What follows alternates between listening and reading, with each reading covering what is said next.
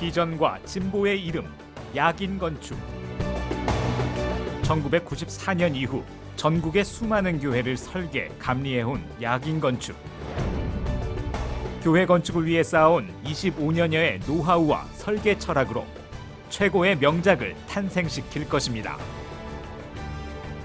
설계에서 완공까지 교회 건축의 믿음직한 동역자가 되겠습니다.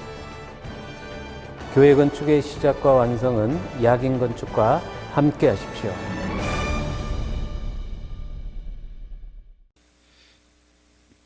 안녕하세요. 우리 교회 건축 관리, 교회 건축 관리가 이제 PM이라 그래요. 프로젝트 매니지먼트. 근데 이 PM은 교회 건축 과정에 있어서 아주 실질적인 내용입니다.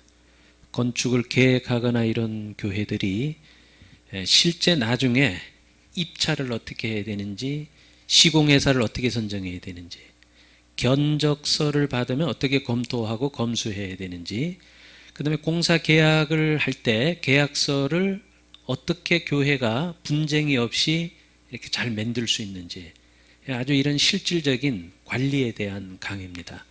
그러니까 이거는 어디서 잘 가르쳐 주지 않고 다년간의 경험과 그런 시행착오를 겪어서 얻어낼 수 있는 귀한 내용들이기 때문에 교회를 앞둔 건축위원회나 이런 분들은 잘 강의를 청취하시면 많은 도움이 되실 겁니다. 그러면은 PM에 대해서 강의를 시작하겠습니다.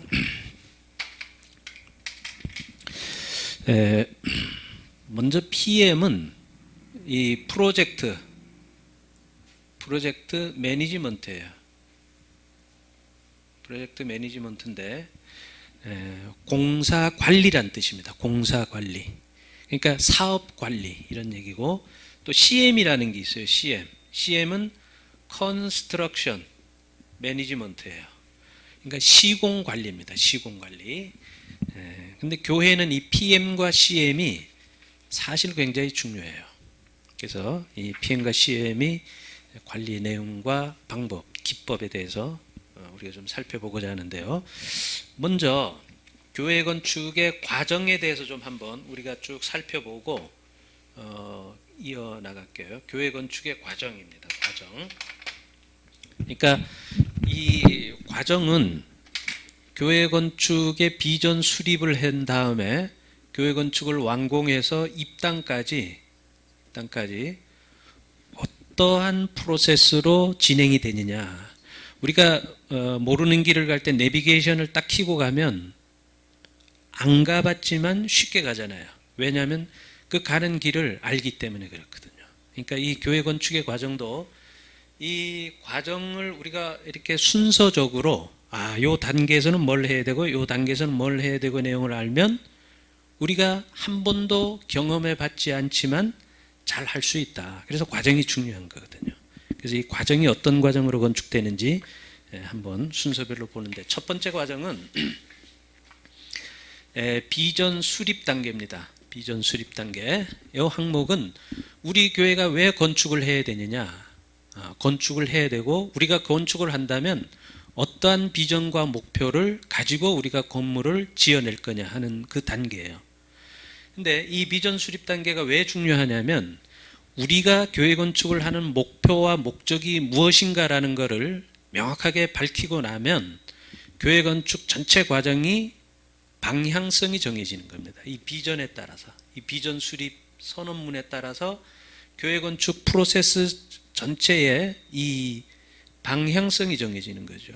방향성이. 예를 든다면 우리 교회는 재정이 풍요하지 않기 때문에 무조건 경제적으로 건축을 해야 된다라고 하면 방향성이 어디에 맞춰져요? 경제성에 맞춰지죠. 경제성. 그렇기 때문에 건축물의 재료나 시스템을 조금 하향적으로 선정을 해도 우린 괜찮다. 자, 두 번째, 만약에 그렇지 않고 우리는 좀 그래도 다른 교회보다 좀 독특하고 작품성이 있고 랜드마크가 되게 짓고 싶다. 이런 방향성이 정해진다면 거기에 맞는 재료나 시스템이나 방향성이 또 정해지겠죠. 우리는 그것도 저것도 보다 우리는 기능이 중요하다. 기능이. 그러면 모든 방향성이 또 기능에 맞춰지는 거죠. 그래서 이 방향성 수립 단계가 중요하고 여기 두 번째 수립 단계에서 오는 거는 우리는 왜 건축을 해야 되느냐. 우리 교회가 재개발이 이루어지기 때문에 불가피하게 교회를 지을 수밖에 없다. 이런 원인이 있을 수 있죠. 두 번째는 우리 교회는 40년이 되었기 때문에 공간이 제대로 기능을 수행할 수 없다. 성능을 개선해야 되겠다. 이런 측면에서 또 건축할 수도 있잖아요. 그 다음에 주변이 지역이 확 바뀌기 때문에 옛날에 어떤 우리 교회의 모습을 가지고는 이 지역의 성도들에게 좋은 느낌을 못 주기 때문에 지역사회의 발달에 맞게 우리도 좀 업그레이드를 해야 되겠다. 여기까지 등등 여러 가지의 요인에 의해서 건축이 수립되어지고 건축의 목표가 또 정해지겠죠. 그래서 이 기획 단계에는 비전 선포뿐만이 아니라 우리는 교회 건축을 어떤 방향으로 끌고 나가야 되겠다라는 그 지향점과 목표가 수립되는 단계입니다. 이게 굉장히 중요해요. 이걸 설정을 하고 교회 건축이 진행되는 것이 좋아요. 두 번째 단계는 설계자 선정 단계예요. 설계자 선정 및 기본안 확정 단계입니다. 기본안 확정 단계. 자, 이게 뭔 얘기냐면 설계자를 선정한다라고 한다는 것은 우리 교회는 어떠한 내용으로 건축을 할 거냐 그 틀을 잡는 것이 설계거든요. 설계입니다. 그러면은 설계자를 어떻게 선정할 거냐 설계자를 선정하는 방법이 몇 가지가 있습니다. 그 대표적으로 한 두서너 가지를 묻는 첫 번째 방법은 공모하는 방법이 있어요. 이 공모하는 방법은 뭐냐면 우리가 조사를 해봤을 때 이 회사가 교회 실적이 가장 많은 회사다.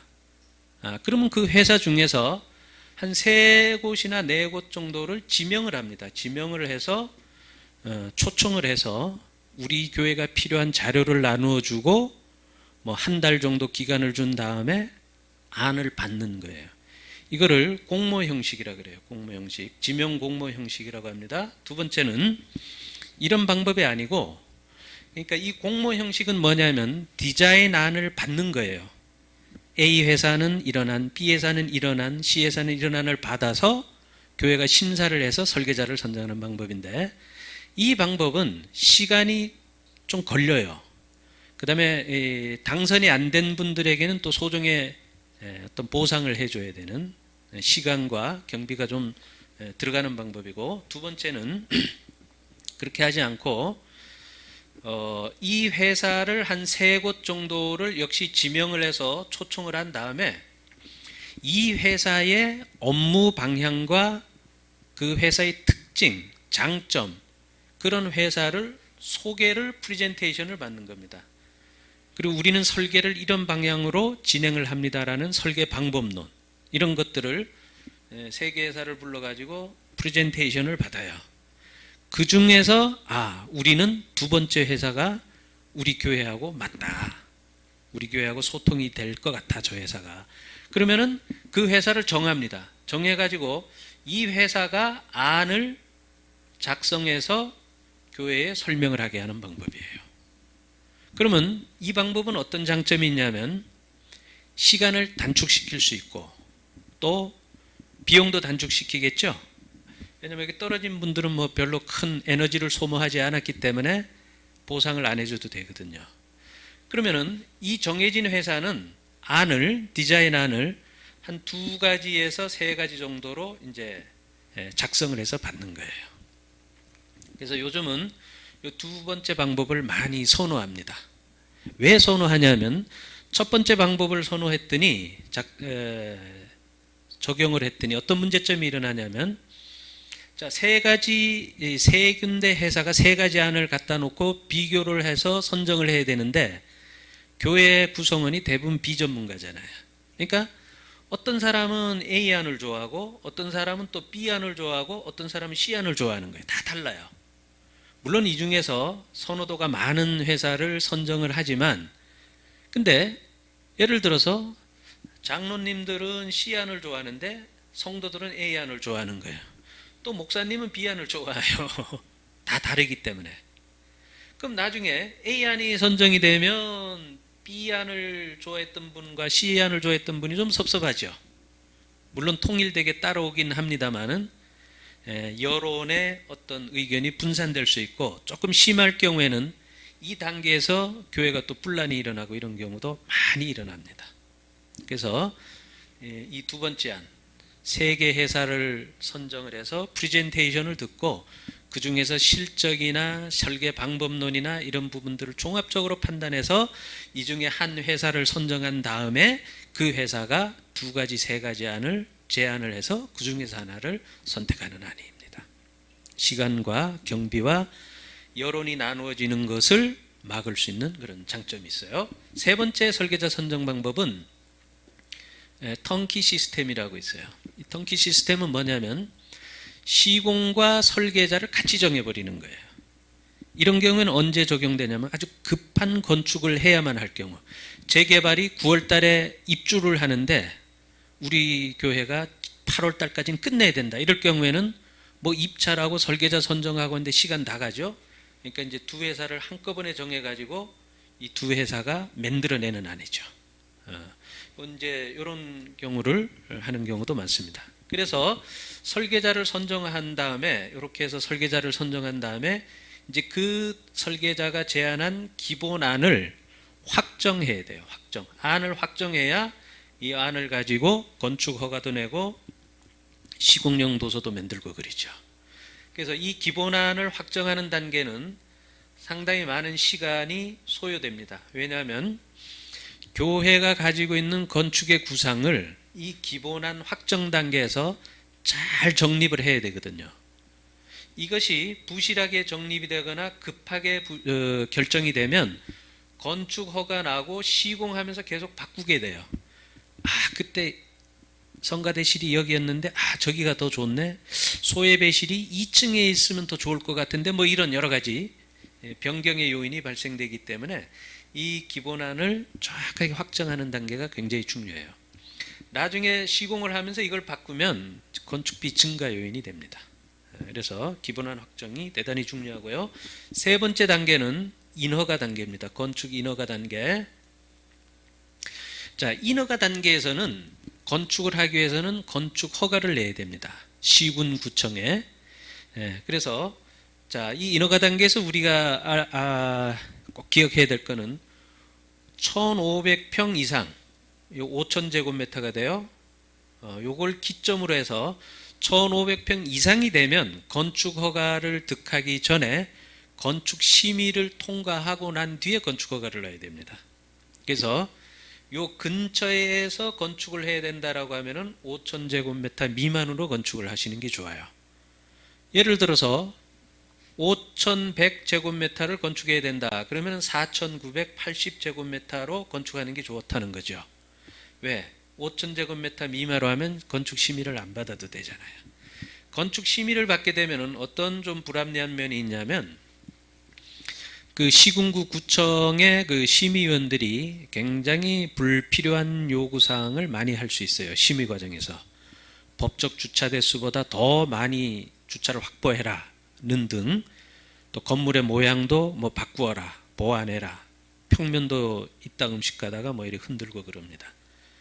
그래서 그런 부분들은 교회에서 이렇게 기본안을 어렵게 확정했는데 또 흔들어야 되니까 문제점이 있죠. 그래서 보통 이제 5,000제곱미터 미만에 2,000평을 져야 되겠다 그러면 이제 건축 심의 받는 게 좋아요. 그래서 허가를 신청하면 허가되는데 소요되는 기간이 보통 45일에서 60일 걸립니다. 보통 한 2달 내외 걸립니다. 이렇게 해서 건축 허가를 낸 다음에 이제 건축 허가가 나면은 네 번째 단계는 입찰 단계입니다. 입찰. 요 입찰 단계는 무슨 단계냐면 시공회사를 선정하는 단계예요. 근데 이 시공회사 선정하는 단계가 굉장히 중요합니다.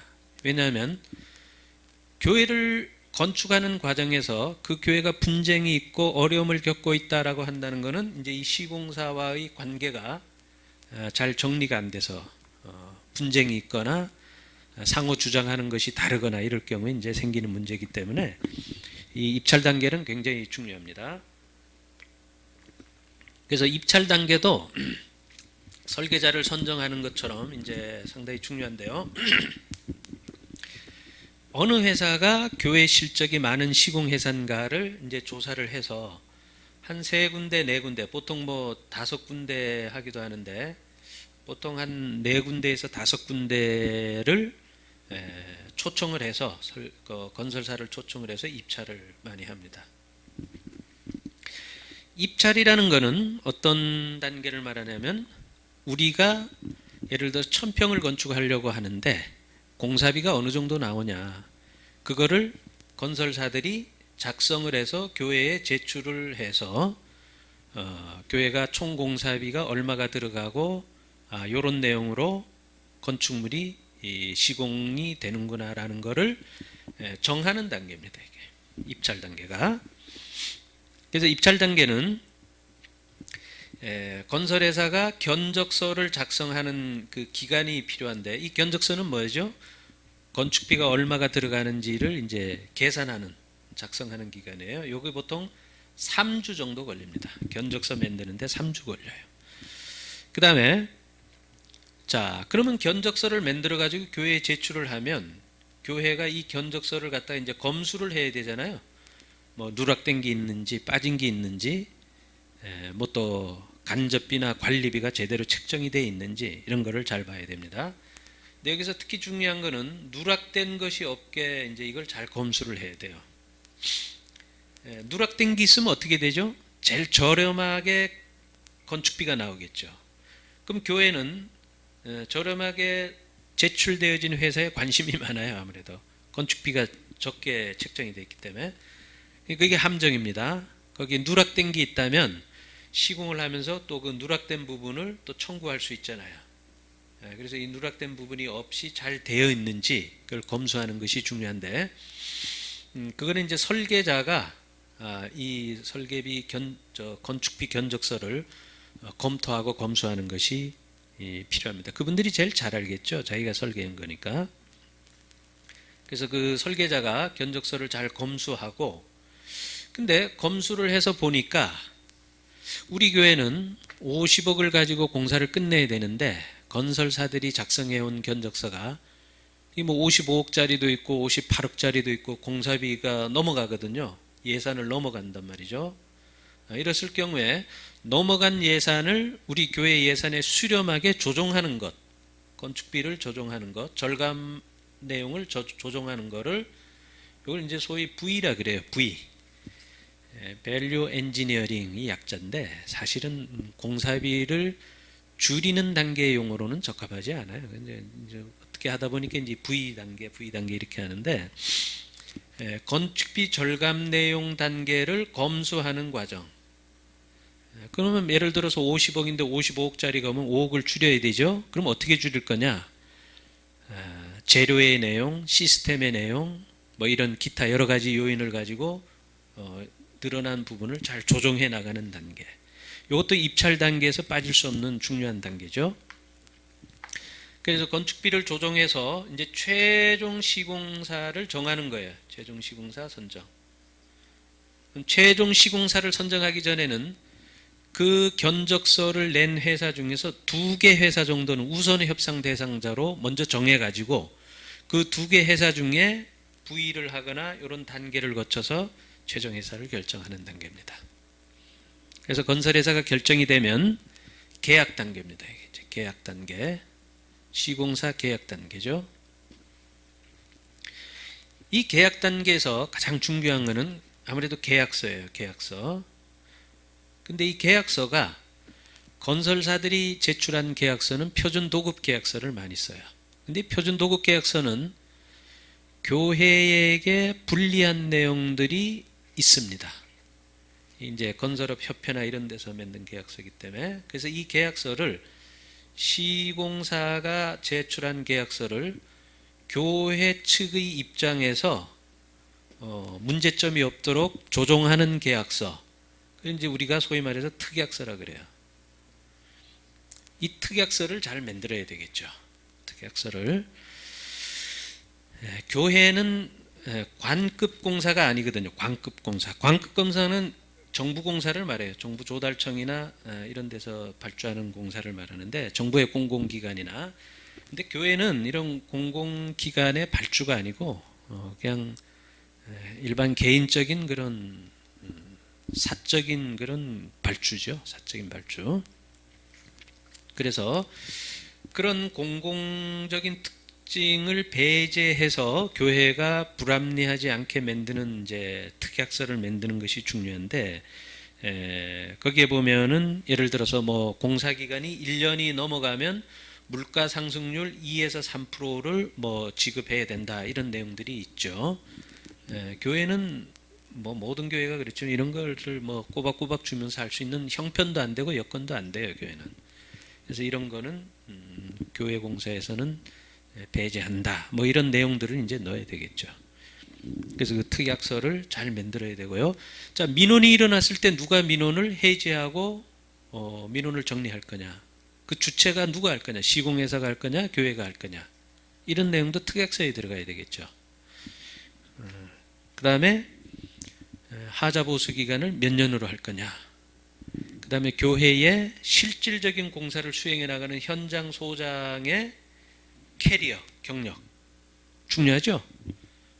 회사는 큰데 현장 소장이 초보자면 그 현장이 어려워져요.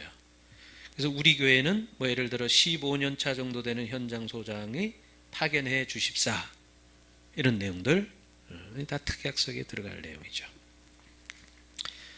그 다음에 교회는 건설회사에게 공정별로 공사비를 지급했는데, 목수들이 와서 돈 달라고 만약에 이제 때를 쓴다 이거죠. 그건 뭐죠? 그 발주처가, 그러니까 이제 건설회사가 발주처에게 발주처가 건설회사에 돈을 줬는데 하청업체에게 돈이 제대로 가서 교회의 그런 분쟁이나 불미스러운 일이 없게끔 하는 거. 이런 교회도 많아요, 실제로는. 그러니까 이런 것들, 하도급 업체의 관리에 대한 문제, 이런 것들이 다 이제 특약서에 들어갈 내용이라는 거죠. 6번째 단계는 파이낸싱 단계입니다. 파이낸싱, 금융 단계, 금융 조달 단계. 보통 뭐 15년, 20년 전에는 성도님들의 헌금을 가지고 건축을 했는데, 요즘은 거의 이제 뭐 이런 파이낸싱을 일으켜서 건축을 할 수밖에 없어요. 그래서 이런 건축비의 대출이나 뭐 담보 대출이나 이런 금융 쪽에 우리 교회의 건축비를 어느 정도 이렇게 자금을 확보할 수 있는가, 이런 것들을 조사 분석해서 자금에 대한 부분을 조달하는 과정, 이런 부분입니다. 7번째, 감리자 선정 단계예요. 감리자 선정 단계. 자, 이 감리자는 이제 착공이 들어갔을 때에 도면대로 공사가 진행되는지를 감독하는 단계죠. 그래서 이 감리자는 불과 2년 전만 해도 연면적 900평 이상, 그 다음에 이건 이제 5층 이상의 규모예요. 그 다음에 4층은 1500평 이상, 요 규모일 경우에는 상주 감리를 해야 돼요. 의무적으로, 법적으로. 2년 전에는 그랬단 말이죠. 근데 지금은 규모에 관계없이 교회 건축은 다 상주 감리 대상으로 바뀌었어요. 이게 이제 다중이용 시설이 되다 보니까 안전에 이런 데 굉장히 이제 많은 중요도가 증가된 거죠. 그래서 요즘은 교회는 다 상주 감리 하셔야 됩니다. 상주 감리를 해야 된다라고 하는 것은 감리비가 상승이 되어지겠죠. 이것도 좀 알아두셔야 될 단계입니다. 그 다음에 이제 시공 단계가 있어요. 시공 단계. 자, 감리자를 선정한 다음에 이제 착공계를 접수하고 공사를 해요. 착공계는 처리 기간이 한 일주일 정도 됩니다. 근데 착공계를 하기 전에 건설회사는 안전관리에 대한 신고, 뭐 비산먼지 발생 금지, 이런 것들의 시공, 안전계획서 제출, 이런 것들을 사전에 행해야 되겠고요. 또 발주처, 교회는 안전관리 예치금을 시군구청에 착공할 때 해야 됩니다. 총 공사비의 1% 정도 내외를 보증증권이나 이런 걸로 대체해서 또 제출을 해야 됩니다.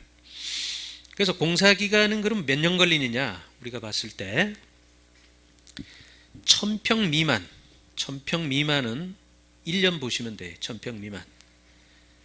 그 다음에 1000평에서 2000평 정도, 요거는 약 2년, 빨리 하면 1년 6개월 이 정도 보셔야 됩니다.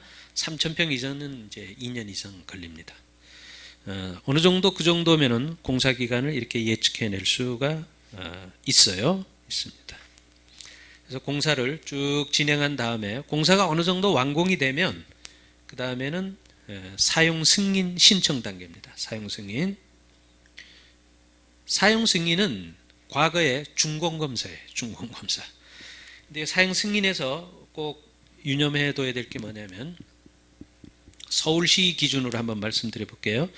600평을 기준으로 해서 600평 이하의 건축물인 교회를 준공검사를 낼 때에는 600평 이하는 구청에서 지정한 특별검사원이라고 있어요. 특별검사원이라는 분이 와서 준공검사를 해요. 도면대로 건물이 잘 지어졌느냐 이걸 이제 인스펙션을 하는 거예요. 근데 600평이 넘어가면 예를 들어 700평짜리 교회다라고 하면은 감리자가 준공검사를 해요. 인스펙션을. 그럼 어떤 게 유리할까요? 준공 내는데 감리자가 준공검사하는 게 유리하죠. 손이 안으로 굽잖아요. 근데 재정상 어떤 여건상 580평 밖에는 못 줘. 우린 돈이 없어서. 그러면은 준공검사를 할 때에 구청에서 지정한 건축사 사무소가 와서 준공검사를 해요. 자, 이 말씀을 왜 드리냐면 650평 건축할 바에는 580평을 건축해야 되겠다. 어떻게 하다 보니 그러면은 610평을 건축하라는 거죠. 600평 이상이 되게 건축을 하라는 거예요. 왜? 우리를 감리한 이분이 사용 승인을 내줄 수 있게. 뭐 이분이 하나 저분이 하나 똑같지만 아무래도 그래도 좀 편한 이런 분들이 준공검사를 하는 것이 좋겠다. 그래서 이제 사용 승인이 완료가 되면 사용 승인은 사용 승인 신청을 접수하면 한 2주 정도면은 이제 이 처리가 돼야 됩니다. 처리를 해줘요. 그래가지고 입당 감사 예배를 드리는 거죠. 입당 감사 예배. 입당 감사 예배 드려서 뭐 시공회사한테 감사패도 주고 설계자한테도 수고했다고 감사패도 주고 건축위원장님 건축위원들한테도 뭐 이제 또 이렇게 노고를 치하하고 이러는 이제 행위죠. 자, 여기에서 사용 승인이 나면 교회가 반드시 좀 여기서 꼭 체크해야 될 내용은 사용 승인 도서를 CD로 만들어서 반드시 보관을 하고 관리를 해줘야 돼요. 왜? 유지 관리를 해야 되거든요. 이제 사용 승인이 나면 건물을 유지 관리해야 돼요. 이 유지 관리를 철저하게 하면 건축물의 수명이 길어집니다. 근데 건물이 사용 승인이 나면 건물을 그냥 방치해 버려요. 대부분 교회가. 제가 상담이 와가지고 우리 교회 와서 상담 좀 해주세요 해서 교회를 가서 이제 뭘 증축을 하려고 하는데 가서 보면 도면이 없어요. 도면이 교회가. 도면이 어디 있냐? 다 잊어버리고 없어요. 그리고 뭐 몇 년 전에 도면이 그냥 너덜너덜 해가지고 잘 알아보지도 못해요. 그게 뭘 반증하냐면 유지 관리가 안 됐다, 이 교회는. 어디서 물이 새거나 전기가 나가면 그냥 막 땜빵식으로 고치는 거예요. 건물 수명이 최소한 40년은 가야 되는데 한 20년 넘어가면 그냥 기능이 100% 발휘를 못하죠. 그래서 도면을 CD로 고가지고 안수 집사 중에 건축에 관련된 분을 아주 특별히 지정을 해서 당신은 이것만 관리해. 그래서 고장이 나거나 보수가 될 때는 도면에 입각해서 유지 보수도 하고 보강도 하고 이렇게 해야 돼요. 그래서 나중에 또 한 4년 5년 지나서 증축할 경우도 많이 생깁니다. 그럴 경우에는 이 도면이 항상 있어서 도면에 따라서 유지 관리할 수 있도록 이렇게 해주셔야 됩니다. 자, 이렇게 하면 이제 비전 선포부터 입당까지 과정이 끝난 거예요. 오늘은 이 PM 첫 강의로 프로세스에 대해서 살펴봤고요. 다음 주에는 건축 법규, 그 다음에 기획 단계에서 뭘 신경 써야 되는지, 입찰 단계는 세부적으로 어떠한 내용들을 가지고 입찰을 해야 되는지, 계약서의 특약사항에 꼭 들어가야 될 내용이 뭔지, 이걸 두 번째 강의를 시작하도록 하겠습니다. 감사합니다.